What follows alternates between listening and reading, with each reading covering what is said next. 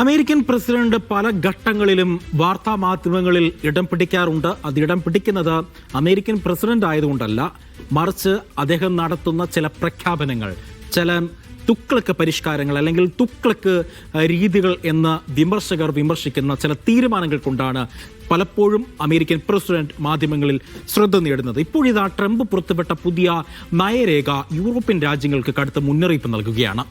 കുടിയേറ്റം പോലുള്ള നയങ്ങൾ തിരുത്തിയില്ല എങ്കിൽ 20 വർഷത്തിനകം യൂറോപ്പ് ഇല്ലാതാക്കുമെന്നാണ് ട്രംപിന്റെ ഭീഷണി. ചൈന, റഷ്യ എന്നിവരുമായി പുതിയ നയം വേണമെന്നും ട്രംപ് ആവശ്യപ്പെടുന്നുണ്ട് എന്നുള്ളതാണ് ഏറ്റവും എടുത്തു പറയേണ്ടത്. നമുക്ക് വിശദമായി തന്നെ ഗ്രാഫിക്സിന്റെ സഹായത്തോടെ തന്നെ എന്താണ് ട്രംപ് പറഞ്ഞതെന്ന് നമുക്ക് നോക്കാം. അതായത് യൂറോപ്പിനെ തന്നെ ആകെ ആശങ്കയിലാക്കിയിരിക്കുകയാണ് ട്രംപ്. യൂറോപ്യൻ രാജ്യങ്ങളുടെ ആശങ്കകൾ ശരിവെച്ചുകൊണ്ട് അമേരിക്കൻ പ്രസിഡന്റ് പുതിയ നയരേഖ പുറത്തുവിട്ടു. പടിഞ്ഞാറൻ വ്യക്തിത്വം വീണ്ടെടുത്തില്ല എങ്കിൽ, അതായത് തന്റെ വഴിക്ക് സഞ്ചരിച്ചില്ല എങ്കിൽ യൂറോപ്പ് ഇല്ലാതാക്കുമെന്നാണ് ട്രംപിന്റെ മുന്നറിയിപ്പ്. 20 വർഷത്തിനകം യൂറോപ്പിനെ തിരിച്ചറിയാനാകാത്ത തരത്തിലാക്കുമെന്നാണ് ട്രംപ് ഭീഷണി മുഴക്കുന്നത്. നോക്കൂ, ട്രംപിന്റെ ഭീഷണി എങ്ങനെയാണ് എന്നുള്ളത് നോക്കാം. അതായത് ചൈനയുമായി അധികാരം പങ്കിടാൻ തയ്യാറാകുക, റഷ്യയുമായി സമാധാനം സ്ഥാപിക്കുക എന്നീ കാര്യങ്ങളാണ് ട്രംപ് പ്രധാനമായും പറയുന്നത്. അമേരിക്കൻ പ്രസിഡന്റിന്റെ കാഴ്ചപ്പാടുകൾ വ്യക്തമാക്കുന്ന നയരേഖകൾ പലപ്പോഴും നമ്മൾ കണ്ടിട്ടുള്ളതാണ്. ഭാവിയിലെ നയങ്ങളും അതിനു വേണ്ടുന്ന മാസ്റ്റർ പ്ലാനുകളും മറ്റു കാര്യങ്ങളൊക്കെയാണ് അതിൽ പലപ്പോഴും ഉണ്ടാകാറുള്ളത്. പക്ഷേ ഇപ്പോൾ പുറത്തുവിട്ട നയരേഖ അത് യൂറോപ്പിനുള്ള ഒരു മുന്നറിയിപ്പാണ് കൂടുതലും എന്നുള്ളതാണ് ഏറ്റവും എടുത്തു പറയേണ്ടത്. കൂടുതലും ഐക്യരാഷ്ട്രസഭയിൽ മുമ്പ് നടത്തിയ പ്രസംഗത്തിന്റെ തനിയാവർത്തനം എന്നുള്ളതാണ് എടുത്തു പറയേണ്ടത്.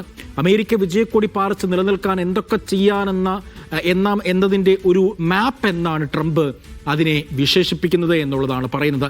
ട്രംപ് പറയുന്നത് യൂറോപ്യൻ നയം തിരുത്തണം എന്നാണ് ട്രംപ് പറയുന്നത്. അതായത് ട്രംപിന്റെ റോഡ് മാപ്പിൽ, അതായത് റോഡ് മാപ്പ് എന്ന് പറയുന്നത് ട്രംപിന്റെ നയരേഖയുമായി ബന്ധപ്പെട്ട് വിശേഷിപ്പിക്കുന്ന ഒരു വാക്കാണ് റോഡ് മാപ്പ് എന്നുള്ളത്. അപ്പോൾ ഈ റോഡ് മാപ്പ് പറയുന്നത് യൂറോപ്യൻ യൂണിയൻ ഇപ്പോഴത്തെ നയങ്ങൾ തിരുത്തണമെന്നാണ്. കൂട്ടുകുടിയേറ്റവും വിദേശ സ്വാധീനം ചെറുക്കുകയും വേണം, മയക്കുമരുന്ന് കാർട്ടലുകളെ ഇല്ലാതാക്കണം. ഇതൊക്കെയാണ് പ്രാവർത്തികമാക്കാൻ അമേരിക്കയ്ക്കൊപ്പം നിന്നില്ല എങ്കിൽ യൂറോപ്പിലെ പൗരസമൂഹങ്ങൾ തന്നെ ഇല്ലാതാക്കുമെന്നാണ് ട്രംപ് മുന്നറിയിപ്പ് നൽകുന്നത്. സഹിഷ്ണുത തീരെയില്ലാത്ത തീവ്ര വലതുപക്ഷ നിലപാട് തന്നെയാണ് പ്രസിഡന്റ് വ്യക്തമാക്കുന്നത് എന്നുള്ളതാണ് ഏറ്റവും എടുത്തു പറയേണ്ടത്. ട്രംപ് പറയുന്നൊരു കാര്യം, യൂറോപ്പിന് മാറ്റം വേണമെന്നാണ് ട്രംപ് അവകാശപ്പെടുന്നത്. അതായത് യൂറോപ്പിനെതിരെ രൂക്ഷ വിമർശനവുമായി ട്രംപ് രംഗത്തെത്തുന്നത് കഴിഞ്ഞ ദിവസങ്ങളൊക്കെ നമ്മൾ കണ്ടതാണ്. ദുർബലരായ നേതാക്കൾ നയിക്കുന്ന ജീർണിച്ചുകൊണ്ടിരിക്കുന്ന രാജ്യങ്ങളുടെ കൂട്ടമാണ് യൂറോപ്പ് എന്നാണ് ട്രംപ് കഴിഞ്ഞ ദിവസം പരിഹാസ രൂപേണ പറഞ്ഞത്. ന്യൂയോർക്ക് ടൈംസ് അടക്കമുള്ള മാധ്യമങ്ങൾ, അന്താരാഷ്ട്ര വാർത്താ മാധ്യമങ്ങളൊക്കെ തന്നെയും അത് വിശദമായി തന്നെ അത് റിപ്പോർട്ട് ചെയ്യുകയും ചെയ്തതാണ്. കുടിയേറ്റം നിയന്ത്രിക്കുന്നതിലും റഷ്യ യുക്രൈൻ യുദ്ധം അവസാനിപ്പിക്കുന്നതിലും യൂറോപ്യൻ യൂണിയൻ പരാജയപ്പെട്ടു എന്നാണ് ട്രംപ് പറയുന്നത്. തന്റെ നയപരമായ കാഴ്ചപ്പാടുകൾ പങ്കുവെക്കുന്ന യൂറോപ്പിനെ പിന്തുണയ്ക്കുന്ന നേതാക്കളുമായി ഒരു സൗഹൃദം പങ്കിടാൻ താൻ ഒരുക്കമാണ് എന്നും ട്രംപ് പറയുകയും ചെയ്യുന്നു എന്നുള്ളതാണ് ഏറ്റവും എടുത്തു പറയേണ്ടത്. അതായത് തന്നെ പിന്തുണയ്ക്കാത്ത ആളുകളെ ട്രംപ് വിശേഷിപ്പിക്കുന്നത് ഇങ്ങനെയാണ്: തന്നെ പിന്തുണയ്ക്കാത്ത ആളുകൾ ദുർബലരാണ് എന്ന് ഞാൻ കരുതുന്നു. എന്ത് ചെയ്യണമെന്ന് അവർക്ക് അറിയില്ല എന്ന് തോന്നുന്നു. എന്ത് ചെയ്യണമെന്ന് യൂറോപ്പിന് അറിയില്ല എന്നാണ് ട്രംപിന്റെ നിലപാട്. ആകെയുള്ള പ്രതീക്ഷയായി ട്രംപ് പറയുന്നത് ദേശീയവാദി പാർട്ടികളുടെ വളർച്ചയാണ്. ലോകമെമ്പാടുമുള്ള സൈനിക വിന്യാസത്തിൽ മാറ്റങ്ങൾ വേണമെന്നുമാണ് ഈ ട്രംപ് ആവശ്യപ്പെടുന്നു. ജപ്പാൻ, തെക്കൻ കൊറിയ, ഓസ്ട്രേലിയ, തായ്വാൻ എന്നീ രാജ്യങ്ങൾ പ്രതിരോധത്തിനായി കൂടുതൽ പണം ചെലവാക്കണമെന്നും ട്രംപ് ആവശ്യപ്പെടുന്നുണ്ട്. ഇതുവരെയുള്ള ലോകക്രമം മാറ്റുക, ഭീഷണികൾ ഇതുവരെയുള്ളതല്ല, അമേരിക്ക എല്ലാവരെയും താങ്ങി നിർത്തണമെന്ന ലോകക്രമമായി മാറ്റുക എന്നുള്ളതാണ് ട്രംപ് ആഹ്വാനം ചെയ്തത് എന്നുള്ളതാണ് പറയുന്നത്.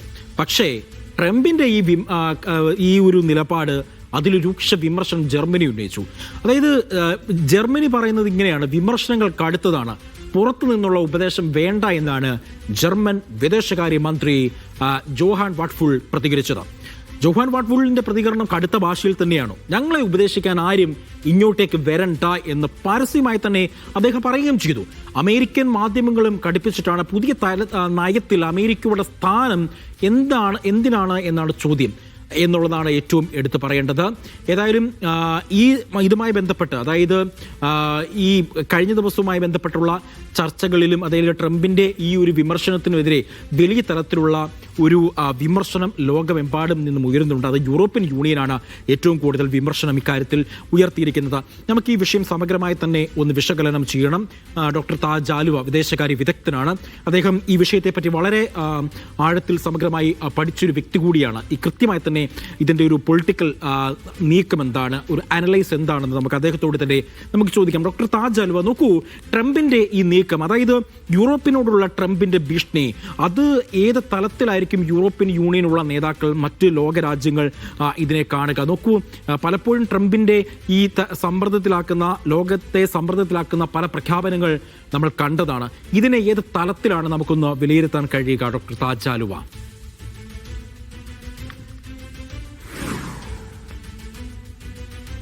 നാഷണൽ സെക്യൂരിറ്റി സ്ട്രാറ്റജി പ്രഖ്യാപിച്ചുകൊണ്ട് അത് പ്രസിദ്ധീകരിച്ചുകൊണ്ട് അമേരിക്കൻ പ്രസിഡന്റ് ഡൊണാൾഡ് ട്രംപ് യൂറോപ്പിനെ കുറിച്ച് പറഞ്ഞ കാര്യങ്ങൾ ഇപ്പോൾ വൻ വിവാദമായിരിക്കുകയാണ്. പ്രത്യേകിച്ച് യൂറോപ്പിനെ ഒട്ടാകെ ആക്ഷേപിച്ചുകൊണ്ട് അവർ ഒരു തകർച്ചയുടെ വക്കിലാണ്. യൂറോപ്പ് അതിന്റെ നയങ്ങൾ പുനഃപരിശോധിക്കണം, പ്രത്യേകിച്ച് എമിഗ്രേഷനുമായി ബന്ധപ്പെട്ട അവരുടെ നയങ്ങൾ പുനഃപരിശോധിക്കണം, അല്ലെങ്കിൽ അവരെ സംബന്ധിച്ചിടത്തോളം സർവനാശത്തിലേക്കുള്ള ഒരു പോക്കാണ് അത് എന്ന അർത്ഥത്തിലൊക്കെ വിശദീകരിച്ചുകൊണ്ട് അമേരിക്കയിലെ പൊളിറ്റിക്കോ എന്ന വെബ്സൈറ്റിന് നൽകിയ ഒരു അഭിമുഖം ഇപ്പോൾ ഒരു ലോകത്ത് വലിയ ചർച്ചാ വിഷയമായിക്കൊണ്ടിരിക്കുകയാണ്. പ്രത്യേകിച്ച് അമേരിക്കൻ പ്രസിഡന്റിന്റെ ഈ അഭിപ്രായത്തെക്കുറിച്ച് ജർമ്മൻ ചാൻസലർ പറഞ്ഞത്, ഞങ്ങൾക്ക് പുറത്തുനിന്നുള്ളവരുടെ ഉപദേശം വേണ്ട. അതുപോലെ തന്നെ മറ്റ് പല യൂറോപ്യൻ രാജ്യങ്ങളുടെ വിദേശകാര്യ വക്താക്കളും അതുപോലെ യൂറോപ്യൻ യൂണിയന്റെ തന്നെ ഫോറിൻ പോളിസി രൂപീകരിക്കുന്നതിൽ പ്രമുഖരായ പലരും ട്രംപിന്റെ ഈ യൂറോപ്പിനെ മൊത്തം കടന്നാക്രമിച്ചുകൊണ്ടുള്ള ഈ പ്രസ്താവനയെ നിശ്ചിതമായി വിമർശിക്കേണ്ടായി. ഇതിനകത്ത് നമ്മൾ കാണേണ്ട ഏറ്റവും ചില പ്രധാനപ്പെട്ട വശങ്ങൾ എന്ന് വെച്ചാൽ, ഒന്നാമത് ട്രംപിന്റെ ഈ അടുത്തായിട്ടുള്ള നിലപാടുകളിൽ പലതും മറ്റു രാജ്യങ്ങളുടെ കാര്യങ്ങളിൽ അവർ ചോദിക്കാതെയും അവർ ആവശ്യപ്പെടാതെയും അവർ ക്ഷണിക്കാതെയും ഒക്കെ അഭിപ്രായ പ്രകടനം നടത്തുക, അതൊക്കെ തിരിച്ചും വലിയ തിരിച്ചടിയായി മാറുന്ന ഒരു അവസ്ഥ നമ്മൾ കണ്ടുകൊണ്ടിരിക്കുന്നു. ഇതിന്റെ ഏറ്റവും പ്രധാനപ്പെട്ട ഒരു പ്രശ്നം എന്ന് പറയുന്നത്, അമേരിക്കയുടെ പഴയ ഒരു മേധാവിത്വം, അമേരിക്കക്കുണ്ടായിരുന്ന ലോകരാജ്യങ്ങളുടെ മേലുണ്ടായിരുന്ന ഒരു സുപ്രീമസി നഷ്ടപ്പെടുന്നുണ്ടോ എന്ന ഒരു ആശങ്കയിൽ നിന്നോ ഉത്കണ്ഠയിൽ നിന്നോ ഒക്കെയാണ് ട്രംപിന്റെ പ്രസ്താവന വരുന്നത്. കാരണം നമുക്ക് കാണാൻ സാധിക്കും, ഇപ്പൊ ഈ അടുത്ത് ട്രംപ് പ്രഖ്യാപിച്ച ഇത്തരം പല വലിയ സംഗതികളിൽ നിന്നൊക്കെ അദ്ദേഹത്തിന് പിന്നോട്ട് പോകേണ്ടി വന്നു. താരിഫിനെ കുറിച്ച് ലോകത്തിലെ എല്ലാ രാജ്യങ്ങൾക്കുമെതിരെ താരിഫ് പ്രഖ്യാപിച്ചുകൊണ്ട് അവരുടെ ഉൽപ്പന്നങ്ങൾ അമേരിക്കയിലേക്ക് ഇറക്കുമതി ചെയ്യണമെങ്കിൽ വൻതോതിലുള്ള താരിഫ് കൊടുക്കേണ്ടി വരും എന്ന രൂപത്തിൽ പ്രസ്താവന നടത്തി പലപ്പോഴും അതിൽ നിന്നൊക്കെ ഒരുപാട് പിന്നോട്ട് പോകേണ്ടി വന്നു ട്രംപിന്. അതുപോലെ റഷ്യക്കെതിരെ ഇപ്പോ ഉദാഹരണത്തിന് പ്രസിഡന്റ് തെരഞ്ഞെടുപ്പിന്റെ ക്യാമ്പയിനിൽ ട്രംപ് പറഞ്ഞതാണ്, യുക്രൈൻ റഷ്യ യുദ്ധം ഞാൻ ഒറ്റ ദിവസം കൊണ്ട് നിർത്തും, 24 മണിക്കൂർ കൊണ്ട് ഞാൻ നിർത്തും എന്ന് പറഞ്ഞത് ഒരു മാസമായിട്ടും ഒന്നും ചെയ്യാൻ പറ്റിയില്ലെന്ന് മാത്രമല്ല, ആ ഒരു മാസത്തിന് ശേഷം യുക്രൈൻ പ്രസിഡന്റ് സെലൻസ്കി അദ്ദേഹം വൈറ്റ് ഹൗസിൽ വന്നപ്പോൾ അദ്ദേഹത്തെ അപമാനിച്ച് വിടുന്ന തരത്തിലുള്ള പ്രസ്താവനയാണ് നടത്തിയത്. ഇപ്പോ യൂറോപ്പിനെതിരെ അമേരിക്കൻ പ്രസിഡന്റ് നടത്തിയ ഒരു വലിയ വിമർശനം തന്നെ ഇപ്പോ അതാണ്. അതായത് റഷ്യയുമായി ചേർന്നുകൊണ്ട് യുക്രൈൻ യുദ്ധം നിർത്തണം, യുക്രൈനു വേണ്ടിയിട്ടുള്ള, അതായത് റഷ്യൻ പ്രസിഡന്റ് വ്ളാഡിമിർ പുടിനുമായി സംഭാഷണം നടത്തിക്കൊണ്ട് യുദ്ധം നിർത്തണം എന്നതാണ്. എന്ന് പറഞ്ഞാൽ അതിന്റെ മറ്റൊരർത്ഥം, പുടിൻ എന്താണോ ആവശ്യപ്പെടുന്നത്, ഇപ്പോ ട്രംപിന്റെ തന്നെ യുക്രൈൻ യുദ്ധത്തിൽ ഈ അടുത്ത് മുന്നോട്ട് വെച്ച ഒരു സമാധാന പദ്ധതിയുടെ ഏറ്റവും പ്രധാനപ്പെട്ട ഒരു വശം എന്ന് പറയുന്നത്, പുടിൻ ആക്രമിച്ച് കീഴ്പ്പെടുത്തിയ ഡോൺബാസ് റീജിയൻ അടക്കം മറ്റു പല പ്രദേശങ്ങളും യുക്രൈൻ റഷ്യക്ക് വിട്ടുകൊടുത്തുകൊണ്ട് സമാധാനം സ്ഥാപിക്കണം എന്നുള്ളതാണ്. പക്ഷെ യൂറോപ്പിന് അതിന് കഴിയാത്ത അവസ്ഥയാണുള്ളത്. യൂറോപ്പിന്റെ നിരന്തരമായ പിന്തുണയും സൈനികമായ പിന്തുണ ഉണ്ടായിട്ട് പോലും സെലൻസ്കിക്ക് പിടിച്ചു നിൽക്കാൻ ആവുന്നില്ല എന്ന് പറയുമ്പോൾ അതിന്റെ പരാജയഭാരം മുഴുവനും യൂറോപ്പ് തന്നെ ഏറ്റെടുക്കണം എന്നാണ് ട്രംപ് പറയുന്നതിന്റെ മറ്റൊരർത്ഥം. പക്ഷെ വാസ്തവത്തിൽ അമേരിക്കയുടെ മുൻകൈയിൽ ഏറ്റവും സുപ്രധാനമായ ഒരു സൈനിക സഖ്യമായിട്ടുള്ള നാറ്റോ, ആ നാറ്റോയാണ് വാസ്തവത്തിൽ യുക്രൈന് പിന്തുണ നൽകിക്കൊണ്ടിരിക്കുന്നത്. ആ നാറ്റോയിലേക്കുള്ള യുക്രൈനിന്റെ പ്രവേശമാണ് വാസ്തവത്തിൽ ഇപ്പോ ട്രംപിന്റെ അതല്ലെങ്കിൽ സെലൻസ്കി യുക്രൈൻ തങ്ങൾ നാറ്റോയിൽ അംഗമാകും എന്ന പ്രസ്താവനയാണ് പുടിനെ പ്രകോപിപ്പിച്ചത്. ആ പ്രഖ്യാപനത്തെ തുടർന്ന്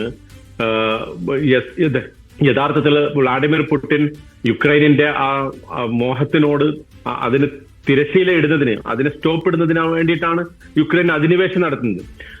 അപ്പോ അതിൽ അമേരിക്ക വാസ്തവത്തിൽ പ്രത്യേകിച്ച് ബൈഡന്റെ കാലത്തൊക്കെ അതിശക്തമായ പിന്തുണ സെലൻസ്കിക്ക് നൽകിയിരുന്നു. പക്ഷെ ട്രംപിന് അതേ പിന്തുണ നൽകാൻ കഴിഞ്ഞില്ലെന്ന് മാത്രമല്ല, പതുക്കെ പതുക്കെ അതിൽ നിന്ന് പിൻവാങ്ങുകയും പുടിനോട് ചേർന്നിട്ടുള്ള ഒരു നിലപാടാണ് അമേരിക്ക എടുത്തു വരികയും ചെയ്യുന്നത്. ഇപ്പോ അതായത് ഈ വിഷയങ്ങൾ ഇങ്ങനെ മനസ്സിലാക്കുമ്പോൾ നമുക്ക് കാണാൻ സാധിക്കുന്നത് അമേരിക്കയുടെ പഴയ ആ ഒരു സാമ്രാജ്യത്വ മോഹങ്ങൾ തകർന്നുകൊണ്ടിരിക്കുന്നു. ലോകത്തിന് മുന്നിൽ തങ്ങളാണ് എല്ലാറ്റിന്റെയും അതീശ ശക്തി എന്നുള്ള ആ ഇമേജിന് പോറലേറ്റുകൊണ്ടിരിക്കുന്നു. അമേരിക്കക്ക് പഴയതുപോലെ വീരവാദങ്ങളൊന്നും നടപ്പാക്കാൻ പറ്റത്തില്ല. ഏറ്റവും വലിയ ഉദാഹരണമാണ് വെനിസുലയ്ക്ക് നേരെ ട്രംപ് നടത്തിയ വലിയ പ്രഖ്യാപനം. വലിയ ശക്തി, സൈനിക ശക്തിയൊക്കെ സംഭരിച്ചുകൊണ്ട് വെനിസുല ഇപ്പോൾ കീഴടക്കുമെന്ന് പറഞ്ഞുകൊണ്ട് പുറപ്പെട്ട അമേരിക്കക്ക് ഇതുവരെ വെനിസുലയിലെ നിക്കോളാസ് മദുറോയ്ക്കെതിരെ ഒന്നും ചെയ്യാൻ സാധിച്ചിട്ടില്ല. ഇറാനെതിരെ പോലും കഴിഞ്ഞ വർഷം കഴിഞ്ഞ ജൂണിൽ നടത്തിയ ആക്രമണത്തിൽ മുഖം രക്ഷിക്കുകയാണ് ട്രംപ് ചെയ്തത്.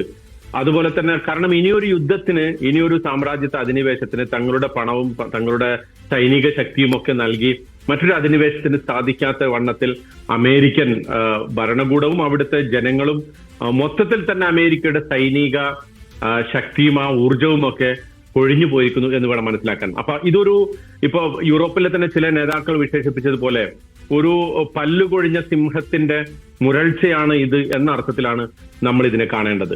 പ്രത്യേകിച്ച് അമേരിക്കയുടെ സ്ട്രാറ്റജിക് നാഷണൽ സെക്യൂരിറ്റി സ്ട്രാറ്റജി പുറത്തുവിടുന്ന സന്ദർഭത്തിൽ യൂറോപ്പിനെ ഇങ്ങനെ കടന്നാക്രമിക്കുന്നതിന്റെ ഏറ്റവും പ്രധാനപ്പെട്ട ഉദ്ദേശം താനാണ് ഇപ്പോ എല്ലാ അർത്ഥത്തിലും ലോകത്തെ ഏറ്റവും നല്ല പോളിസികൾ നടപ്പാക്കിക്കൊണ്ടിരിക്കുന്നത് എന്ന ട്രംപിന്റെ വാദത്തിൽ നിന്നാണ് ഇത് വരുന്നത്. കാരണം 2 മാസം മുമ്പ് യുണൈറ്റഡ് നേഷനിൽ നടത്തിയ പ്രസംഗത്തിൽ 54 മിനിറ്റ് നീണ്ടുന്ന പ്രസംഗം ലോകത്തിലെ മിക്കവാറും എല്ലാ മാധ്യമങ്ങളും അതുപോലെ തന്നെ രാഷ്ട്രീയ നേതാക്കളൊക്കെ അപലപിച്ച ഒരു പ്രസംഗമാണത്.